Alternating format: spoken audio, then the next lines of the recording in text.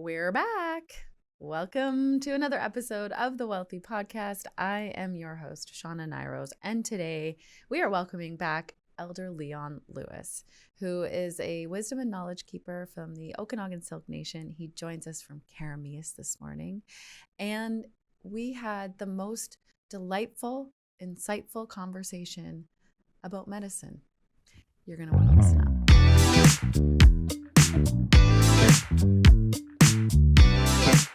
Today, we are welcoming back my friend, Elder Leon Lewis, to the Wealthy Podcast. Elder Leon joined me a few months ago, and he shared the most beautiful stories and wisdom from the Syilx tradition on health and healthcare.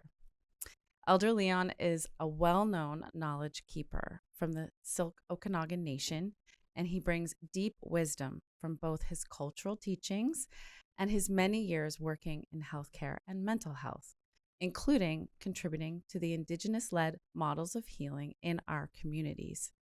It is a privilege to have you here, Elder Leon.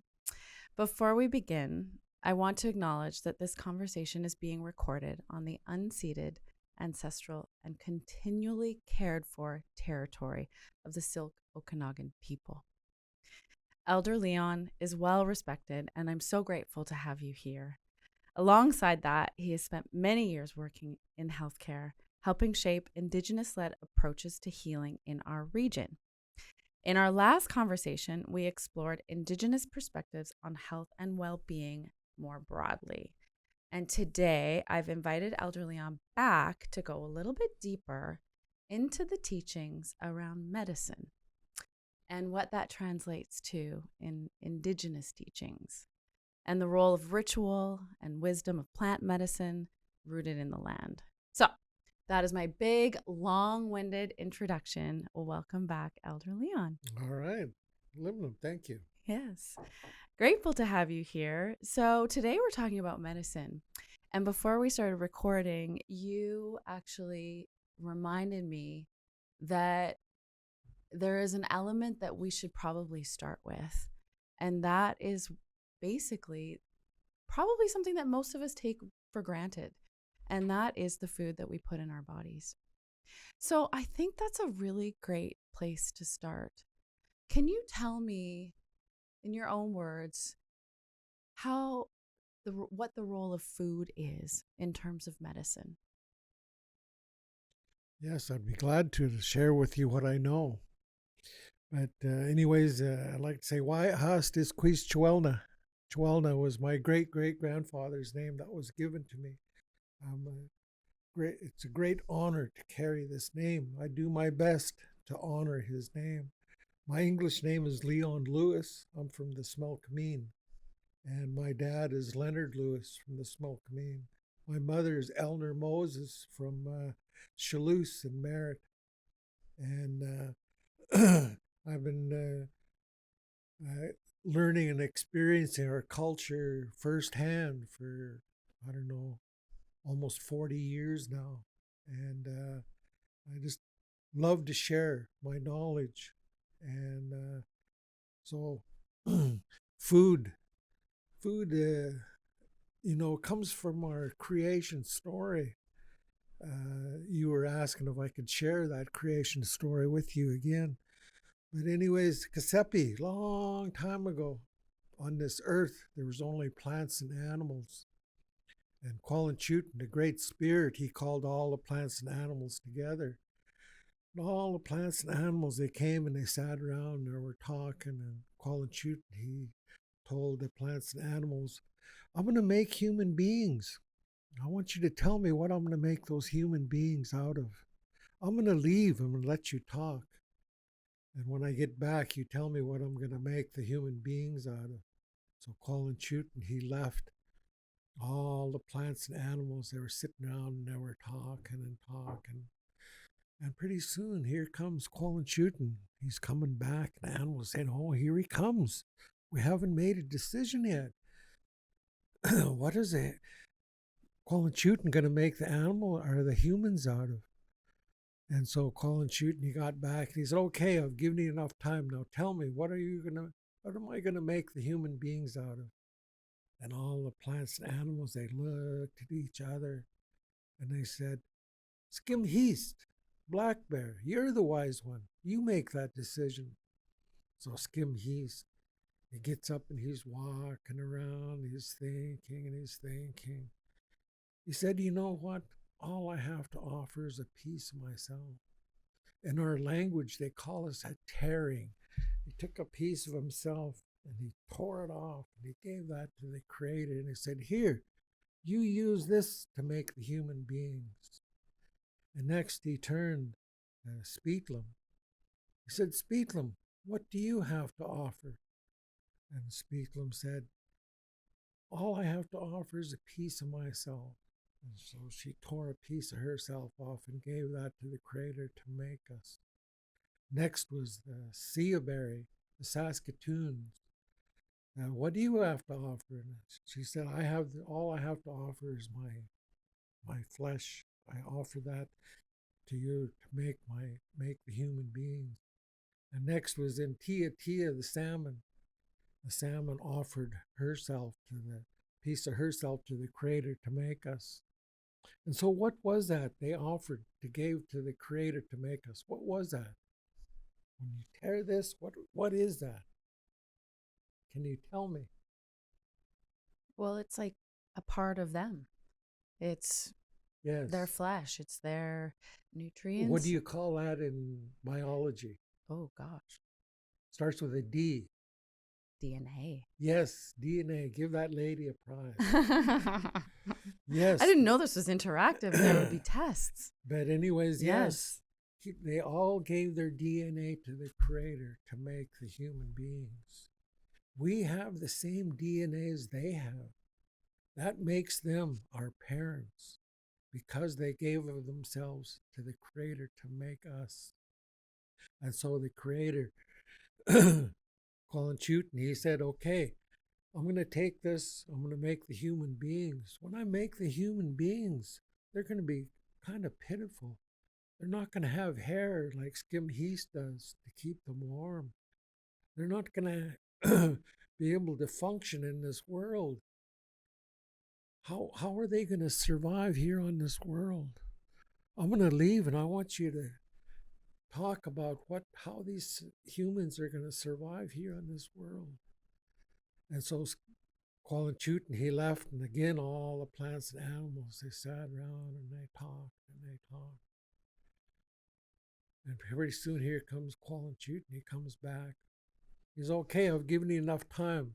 Now how are these humans going to survive? And again, all the plants and animals, they talked and they talked. Pretty soon they said, okay, Skim Heast, Black Bear, you're the wise one. You make that decision. So again, Skim Heast, he gets up and he's walking around. He says, you know what? All I have to offer is my flesh to the human being. I'm going to lay down here on the ground. I'm going to die. After I die, I want all you animals and plants, I want you to feast off my flesh. After you finish feasting off my flesh, I want you to sing my song. You sing my song, you'll bring me back to life. And so Skim Heast, he lays down on the ground and he passes away. And all the plants and animals, they feasted off his flesh. After they finished feasting off his flesh, they sang his song. And Skim Heast was still laying on the ground, nothing but bones and hair. And after that,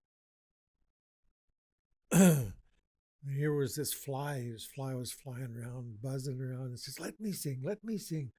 I'll bring him back to life. And all the plants and animals said, fly, leave us alone. Geez, we're trying to bring Black Bear back to life and you're bothering us. Now leave us alone. And so all the plants and animals, they took turns singing their song. You know, everything has a song.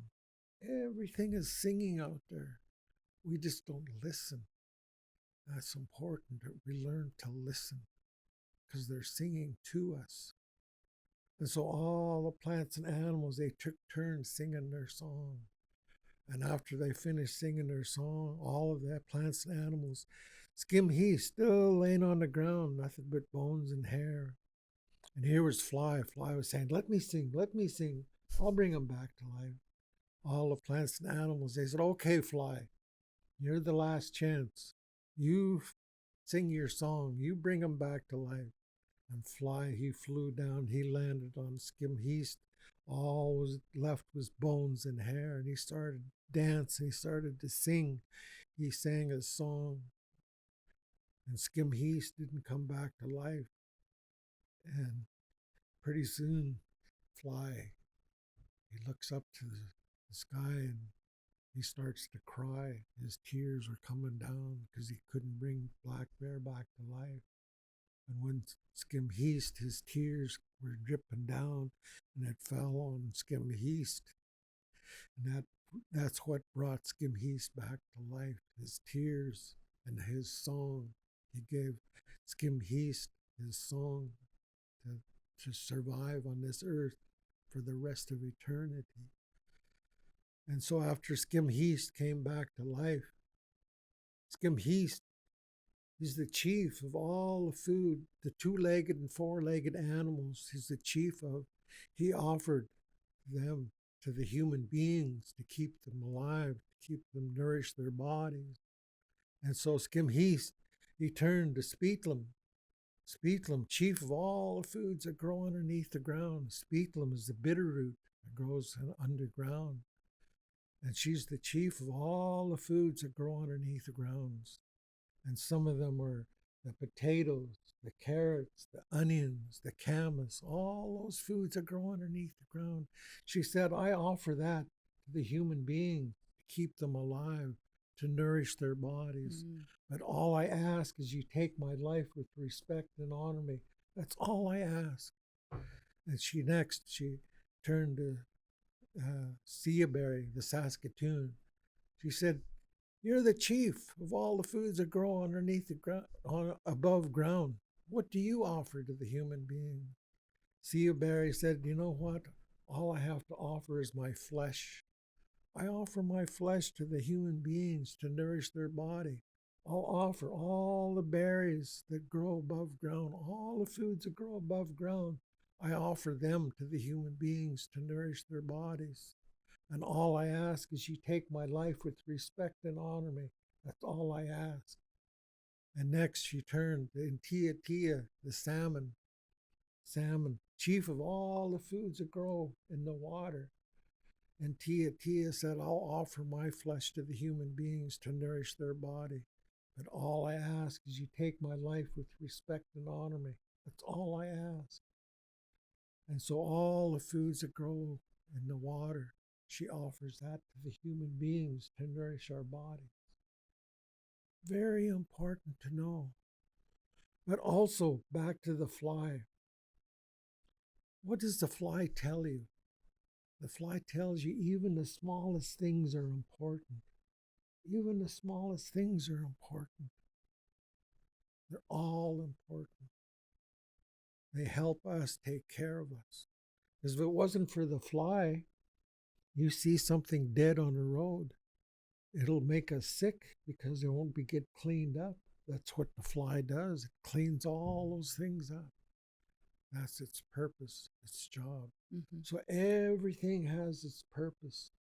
Everything has its purpose. And so after that, the big buck stood up. The big buck said, you know what? Skimheast, he was the first one to give of himself to make the human beings. He was the first one to give of himself to nourish their bodies. He gave a part of his body to feed them. We won't hunt that black bear. That's how sacred he is. He said, I'll stand in his place and I'll offer my flesh to the human beings to nourish their body.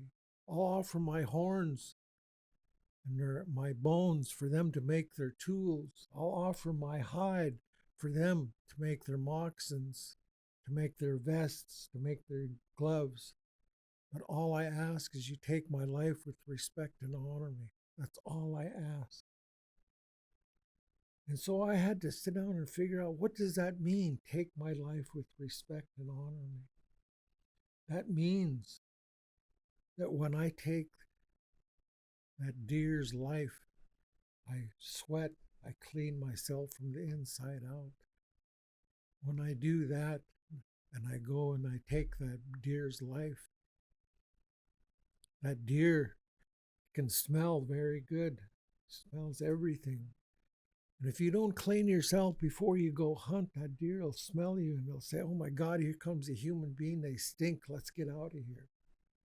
But when you clean yourself, when you sweat, get rid of those toxins in your body, clean your mind so you have a good mind when you take that deer's life.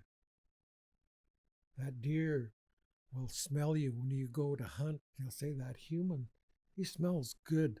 I'm going to offer my life to him. That's very important. Very important.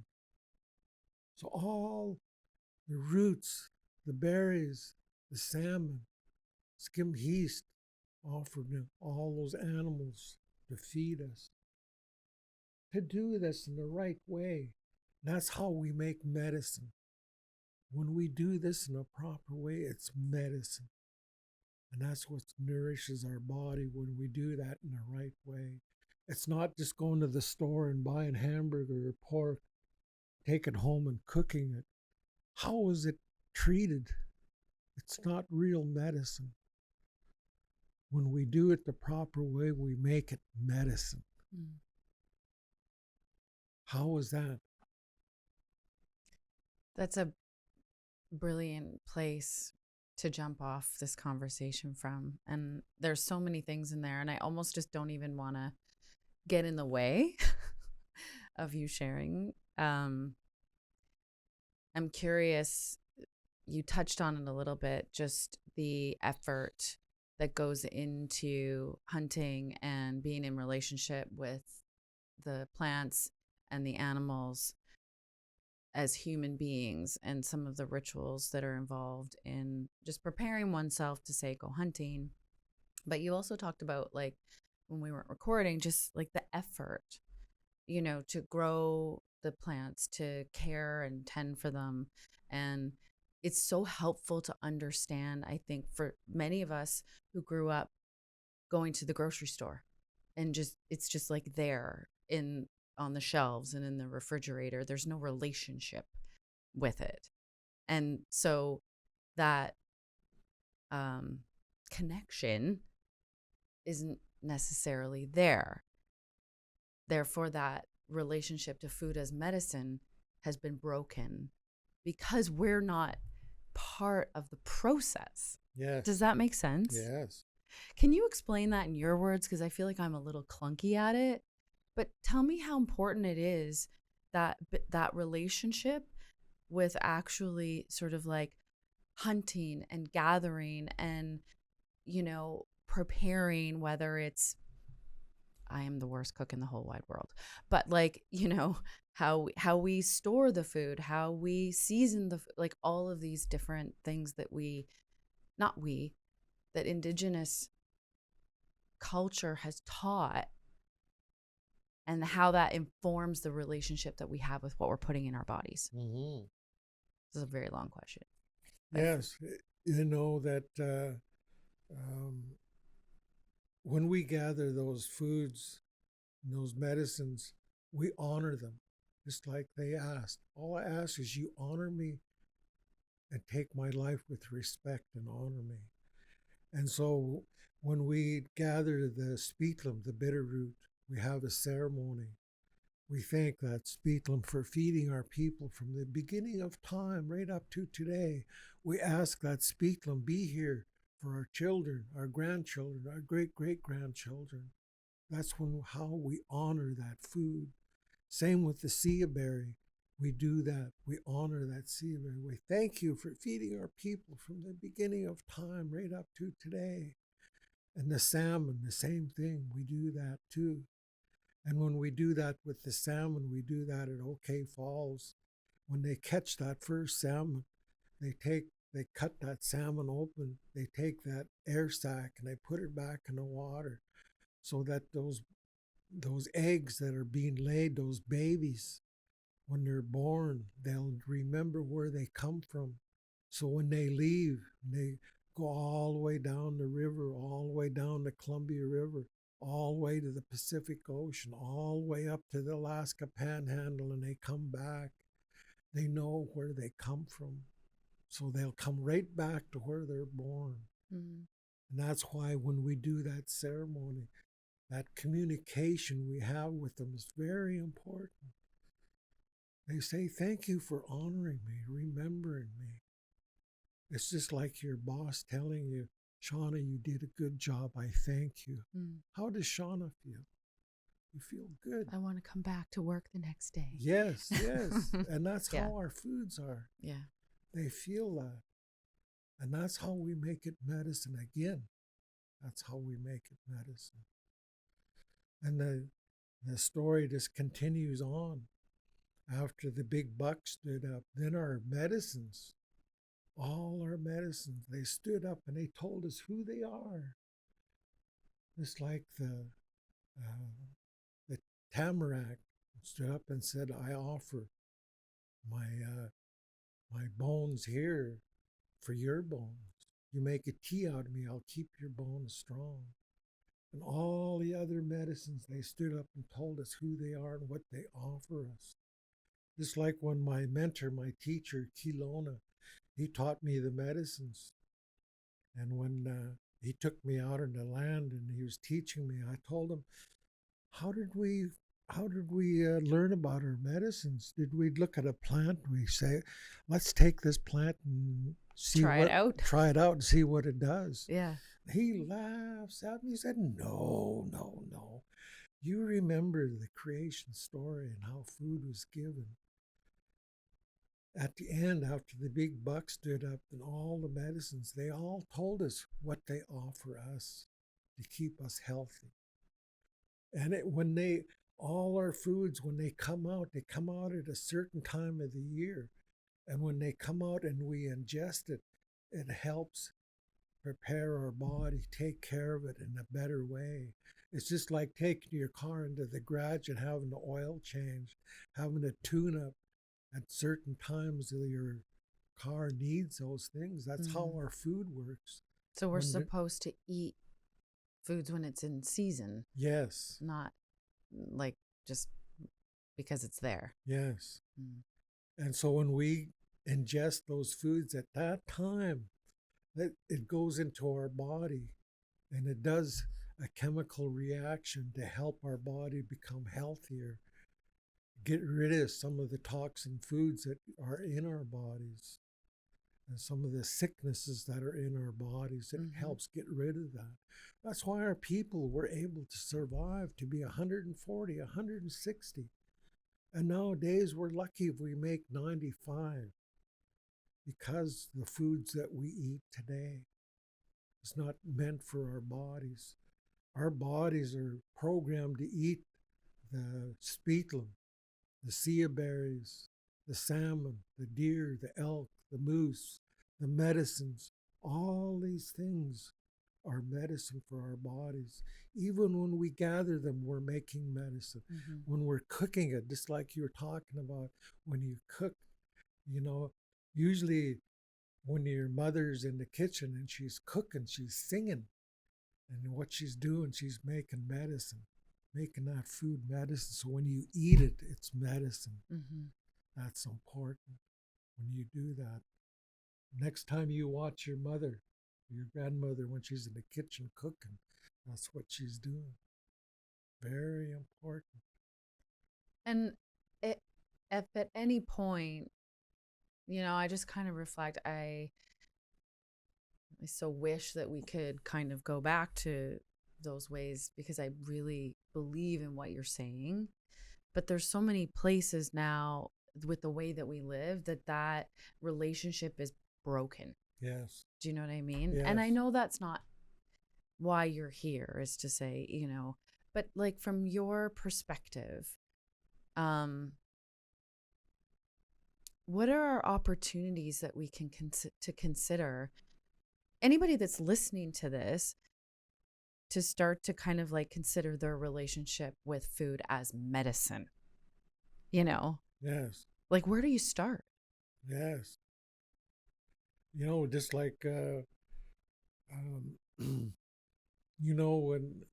when we go to see the doctor and the doctor prescribes medicine for us, we Mm-hmm. go to the pharmacy. When we go to the pharmacy and he gives us a pill, we take that pill, we throw it in our mouth, and we walk away. But when we gather the medicines, we talk to that medicine. We tell this medicine, this is a sickness I have. I want you to help me to heal that sickness that's in me. And so that when I take that medicine, it knows what it needs to do when I ingest it. And that's what's going to help heal us. But when we go to the pharmacy and we get a pill, we take that pill, we throw it in our mouth, we drink water, and we walk away. We're not talking to that medicine and telling it, this is what I want you to do when you go inside of me. So when it does, what that doing is preparing your mind, your body, your heart, and your spirit to heal them. Mentally, physically, spiritually, mentally. That's what you're doing when you do this. When you gather that medicine.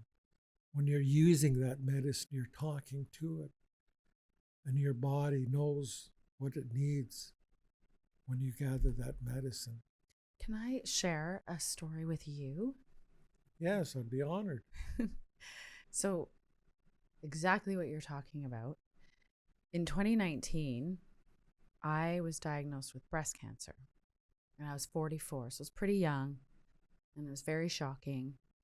And so I found myself having to take a medicine just in the way that you're talking about. There was other things that had to happen, but the final piece was I had to take this medicine for 5 years. And that would really, it was known that that would really help prevent the cancer from coming back. And so I have young kids, and I really wanted to make sure that the cancer didn't come back. So I was going to take this medicine, but I was really scared because I had heard and read so many things from other people about how awful this medicine was, how it made you feel terrible, how it made you gain weight, how it gave you brain fog, and all of these terrible things, these side effects that came with the medicine. And so I was really nervous to take it. And so I kind of just waited until I felt enough courage to be like, okay, I'm going to do this. So I went to the pharmacy. It's like literally exactly what you're saying. I got the medicine, it was pills that I had to take every single day for 5 years. And I came home. And I haven't shared this story publicly before because it's a little bit different. And I sat down with the bottle and I literally had a talk with it. And I just basically said, I know that you're going to help me not have this cancer come back, because no one can tell me why I got it in the first place, but they can tell me that you're going to help me. And so I'm going to receive you with generosity, and I'm going to let you do what you do with an open heart. And do you know, I did not get any side effects for 5 years on that medicine. Yes. So I really resonate with what you're saying. And sometimes I think we think because it's commercially produced that we can't do anything, right? Yes. But it's still, at the end of the day, that medicine at some point came from plants. Yes. And the earth. Yes. And our relationship with it is up to us. Yes? Yes. There's not a lot we can do these days about how we get our food. I mean, truly, we no longer live that way. It'd be nice if we could go back. But in the event that we can't, even just changing the way that we, receive the food that we're eating. Yeah. I love that. Yes. Well, I'm glad you were able to go through that and understand what I'm sharing with you. Very much. And I hope that anyone who's listening to this really hears that teaching. There's so many beautiful teachings in Elder Leon's stories. And I share my story not to kind of get in the way of that, but just to underscore that I've had an experience that relates to this. And I've often thought about it, you know. So if maybe you're listening to this and you're facing something like that that is scary, or you're having to take a medicine that maybe, you know, has some side effects, or you're scared to take for whatever reason, Mm-hmm. that changing the relationship starts with you. Mm-hmm. Yeah. Mentally. It's Yeah. like our medicines. If you have any doubt, it's not going to work. You have to believe in our medicines when you use them. Mm-hmm. And also, it's like I said, when we gather the medicines, we talk to that medicine before Mm-hmm. we gather it, Mm-hmm. before we take it. We give something before we take. Yeah. We give a little bit of food, a little bit of tobacco, water, whatever we have to offer, especially when you give from your heart. If you say, "Oh, I don't think I need this," you give that, then it's not right. But when you give from here, Mm-hmm.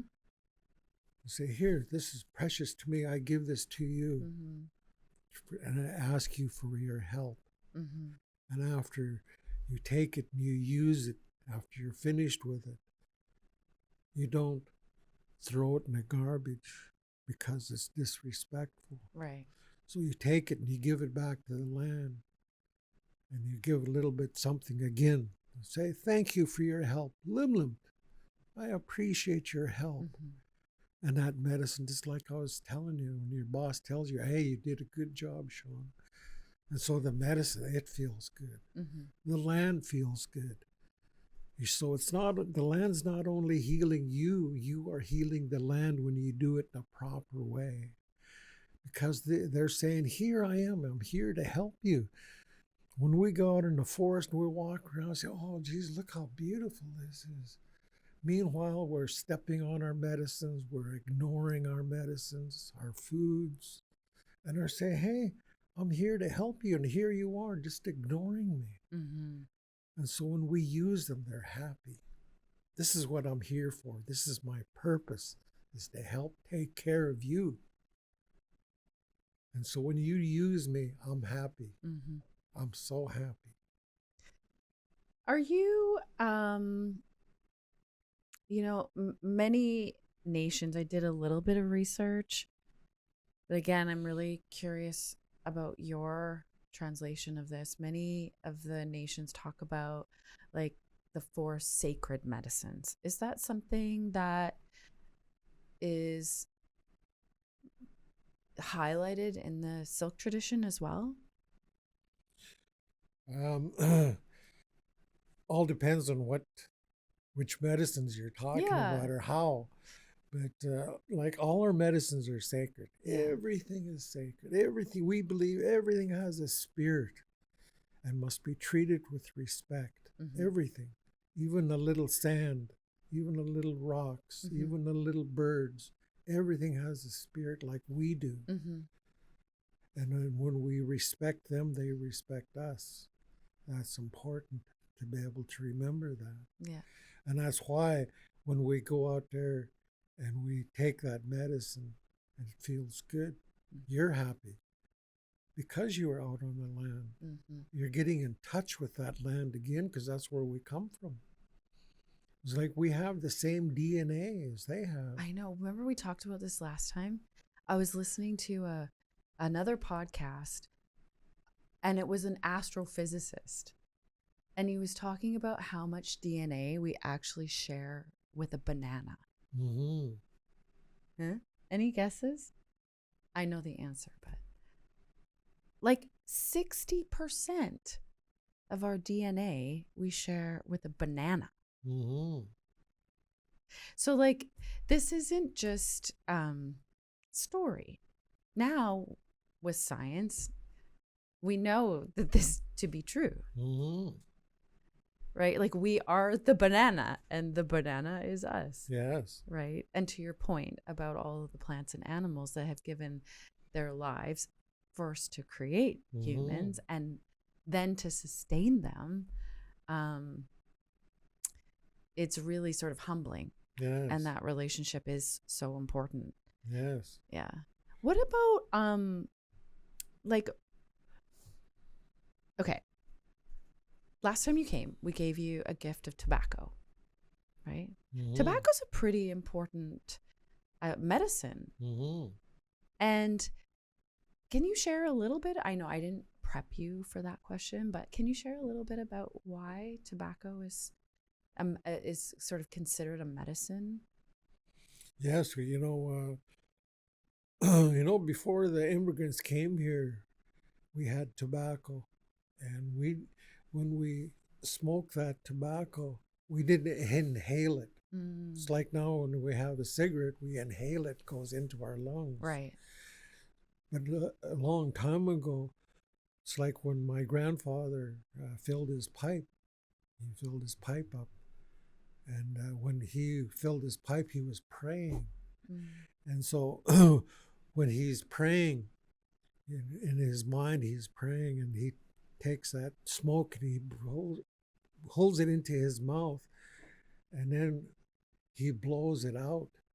He doesn't inhale it. Right. He blows that smoke out, and that smoke takes his prayers to the Creator. Ah. That's what's happening when we do that. Yes. And tobacco, like say, today, it's not the we same. inhale it, and it's not supposed to be inhaled. It's supposed to be used for prayer. Mm-hmm. And then the other thing is we use that when we're going to take a medicine or a food, take a deer's life or whatever. We give that tobacco and say, "Here, I give this in return for what me taking your life to feed me." That's important. That's a way of life. When we say we want to go back to the old ways, we're not talking about going and living in a teepee. Right. We're talking about how we think, how we walk on this earth, how we respect the animals, how we respect the plants, how we respect food, how we respect the water. Water is the most important medicine we have. Tell me more about water. Yeah.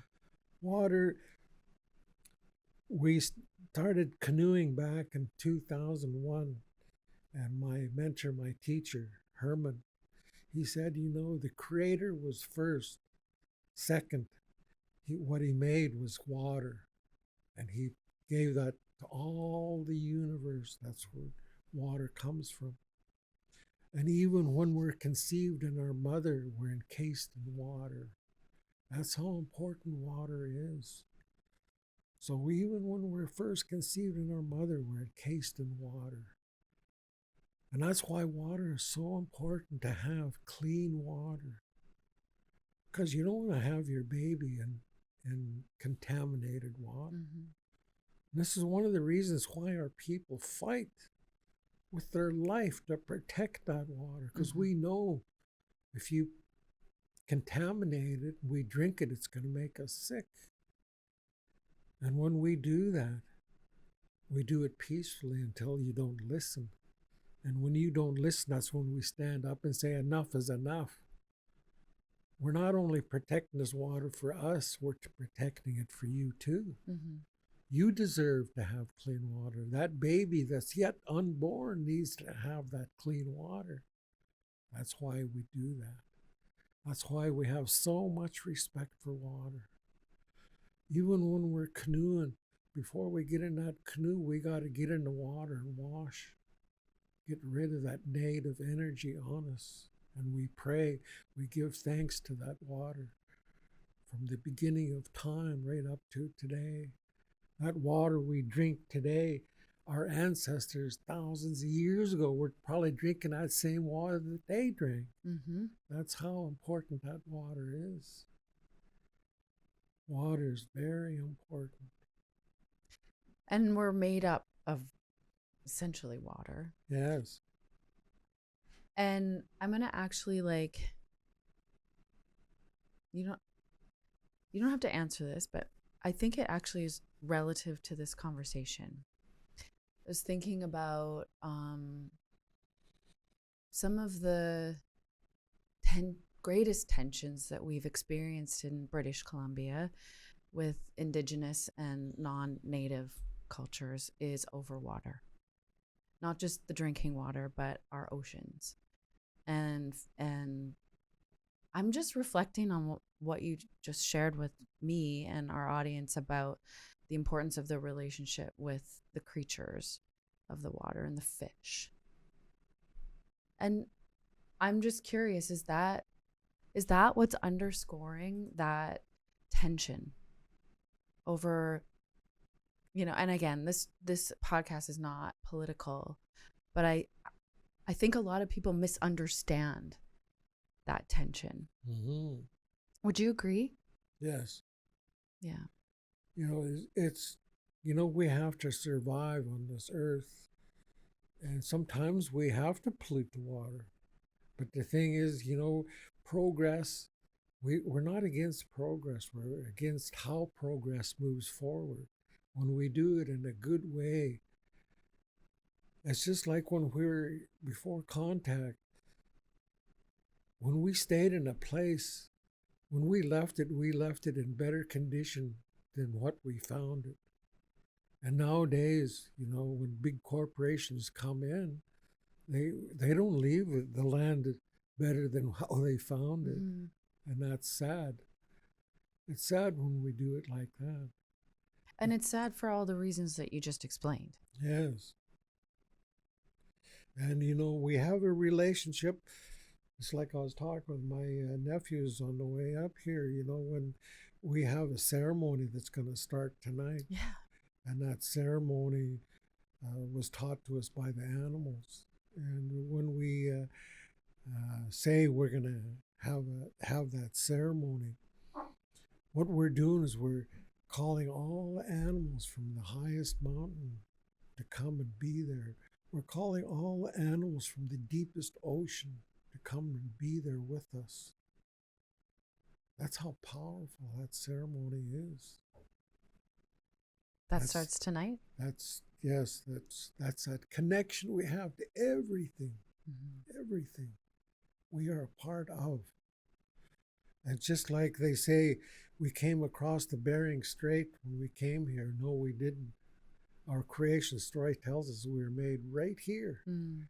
That's why we have the same DNA as the roots, the berries, the salmon, the deer, the medicines, the water. That's why we have that same DNA. That's our parent.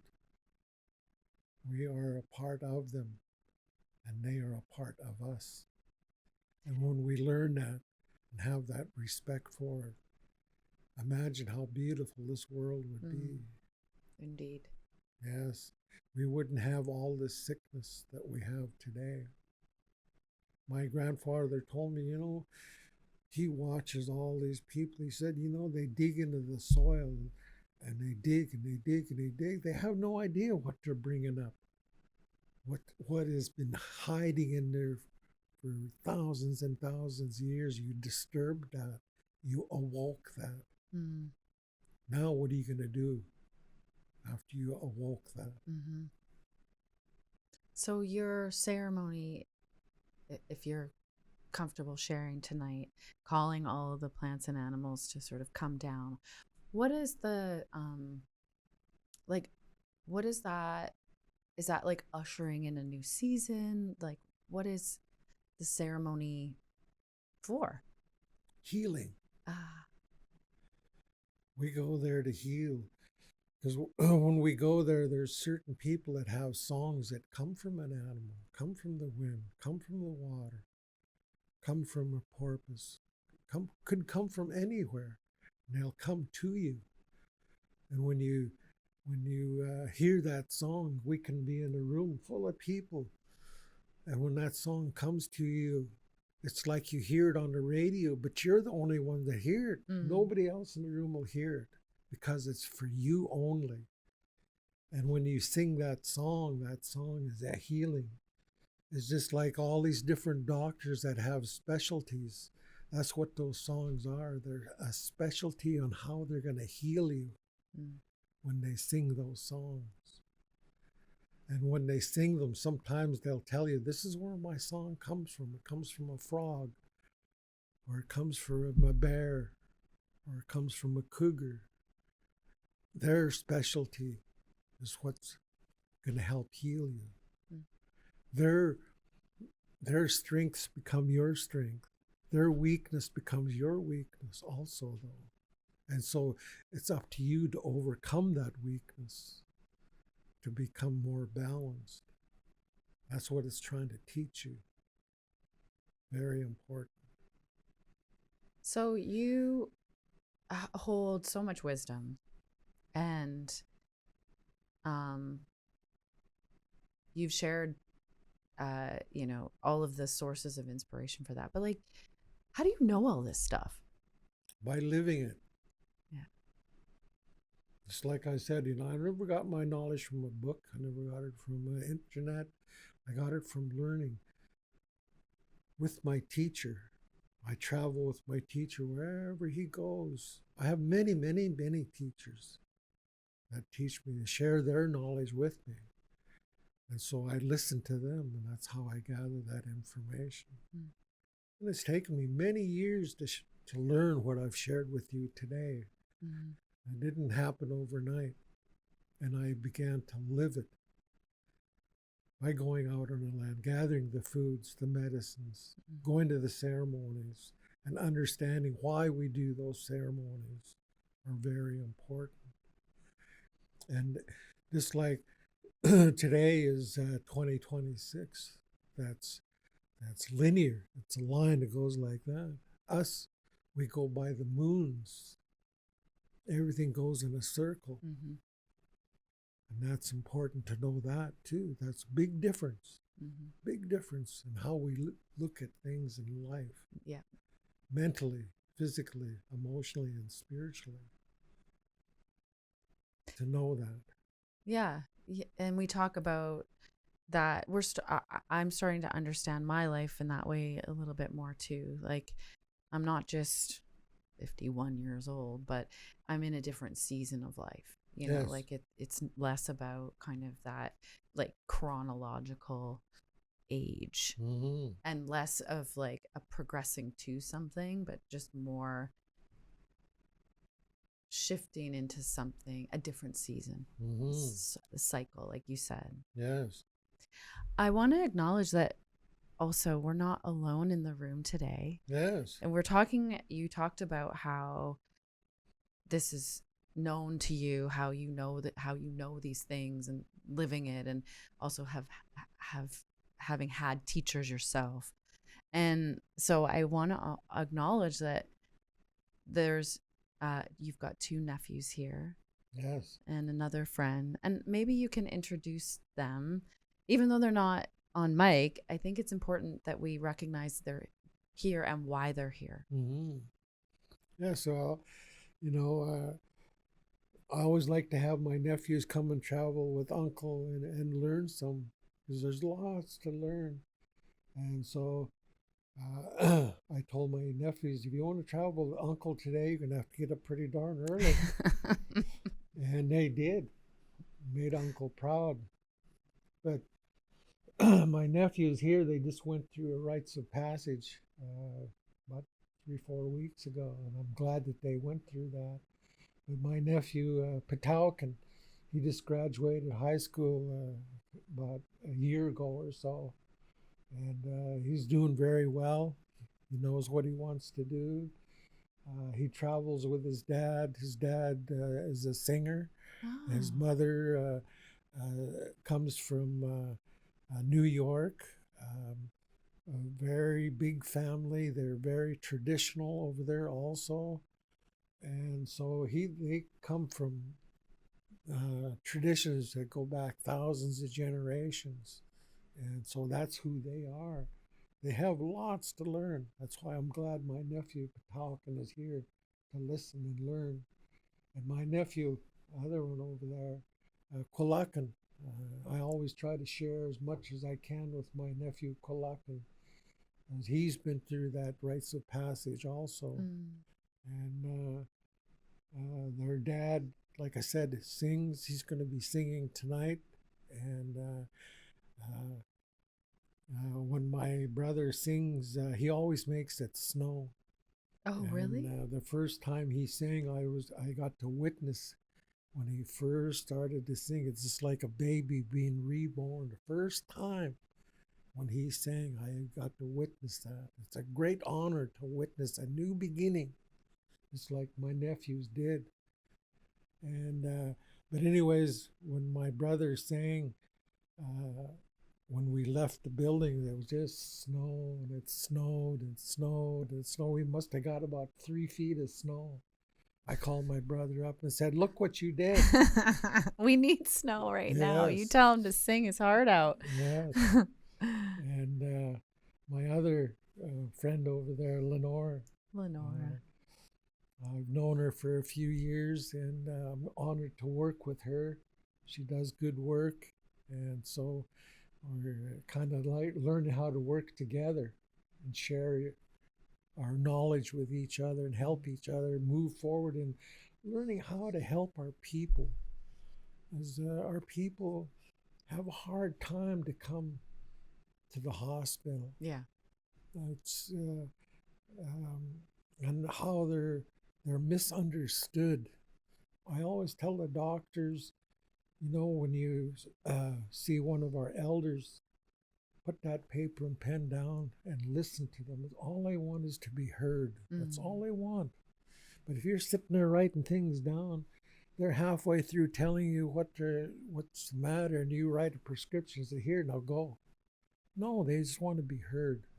That's medicine too. Mm-hmm.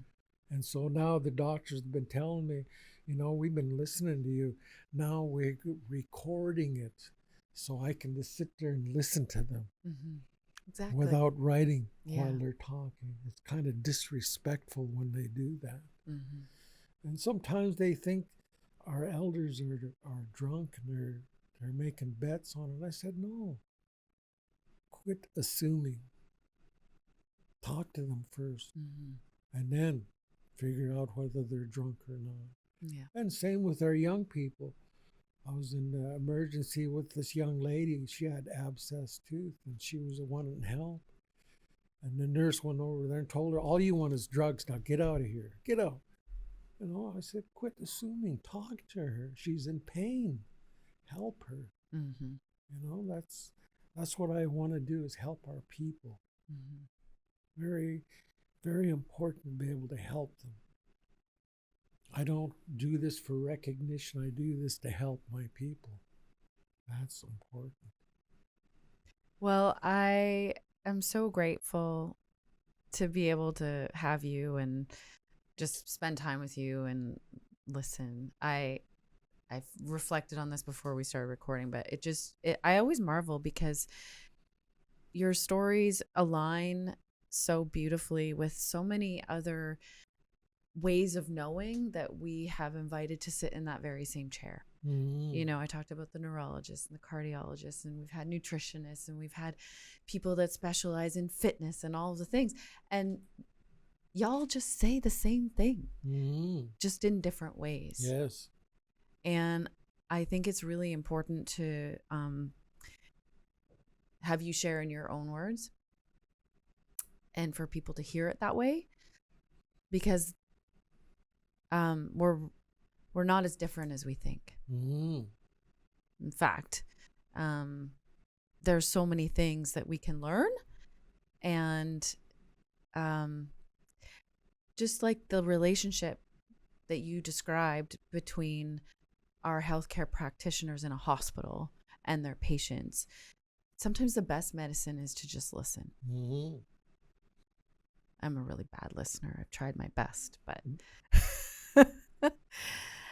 thank you.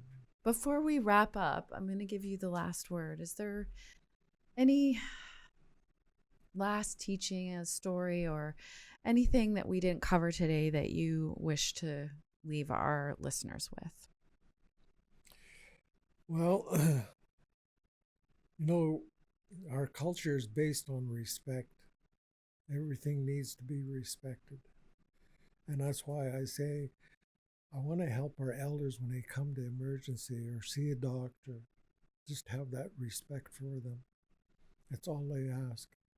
Just like the animals said, "I offer my life to you. All I ask is you take my life with respect." And when we help our elders in that way, that's medicine. When you're able to do that, when they feel like they've been heard, they feel like now I'm starting on my healing journey just because you listened to me. I think that's important also when they're able to do that. Just listen. Yeah. You know, just like when I started my spiritual journey, I used to be an accountant. I used to write everything down. I was going down the road with my mentor. He was driving and he was teaching me. I had my notebook out and I was taking notes. And he looks over at me and he says, Leon, what are you doing? I said, I'm taking notes. He said, you keep writing things down, I'll quit teaching you. I said, yeah, right. You're joking, aren't you? He said, no, I'm serious. I told him, well, how do you expect me to learn? He said, by listening. When you listen when I talk, and you got your nose in the paper and you're writing, you're going to miss my hand gestures, the tone of my voice. All these things are important. And you're also going to do these things over and over and over. Pretty soon it's going to become a part of you. That's how you're going to learn. But if you're writing things down, you're not going to learn. And so I've been oral ever since. I haven't picked up that paper and pen. So when people talk to me, I do my best to listen. And sometimes I don't understand, but I still listen. Even my teacher, sometimes 6 months, a year, 2 years later, I'll call him up. Say, oh, I got it. I can hear him in his mind. It's about time. Yeah. Yeah, I love that message, and it seems like a perfect place to at least finish the conversation for today. The world is becoming increasingly noisy, lots of distractions. Yes. But maybe we're not paying attention to the right things, and sharpening our listening skills is probably the best thing that we can do, at least to begin again with a healthcare journey that looks a little different, but is maybe more proactive and preventative. And remembering that we are in relationship with everything, including each other. There's only one race, and that's the human race. Indeed. Thank you, Elder Leon. We all must remember that. I always tell the kids when I talk to them, always be proud of who you are, but never think you're better than anybody else either. Never walk with your head down. That's how I used to walk. My culture has given me the confidence to be able to speak in public, to be able to walk with my head up, but yet never think I'm better than anybody else. That's important too, to be able to do that. And so that's why I'm so happy to be able to do this, to share with you, and hopefully help each other understand each other a little more. And so when we have that understanding of each other, more respect for each other, when we come together and talk like this. And so I hope out there in that computer world that everyone that hears me can understand, and they'll say, oh, that's just Indian stuff. No, listen and learn. When the immigrants first come here, if they would have just not think we're savages, but as equals, imagine how beautiful this land would be still yet today if we would have had respect for each other. Thank you, Elder Leon. It's a wonderful way to spend a snowy morning in February, and I wish you a beautiful ceremony tonight, you and your family and your friends. Yes. Thank you. I also like to share with you, years ago we decided to put a lunch on for our elders. Every Wednesday we put a sign out. Every first Wednesday of the month we want to have a lunch for the elders. And the first one, nobody showed up. Second one, nobody showed up. And we seen some elders said, hey, we had a lunch for you guys. How come you didn't show up? I'm not an elder. Why? Sure, you're an elder. You're older than me. No, a long time ago, we didn't be considered an elder until we're 90, 100. Then we're considered an elder. So I say I'm an elder in training. Well, I love that. And certainly your elder in training seems to be going well. Oh, I think we all really enjoyed this. great. Thank Great.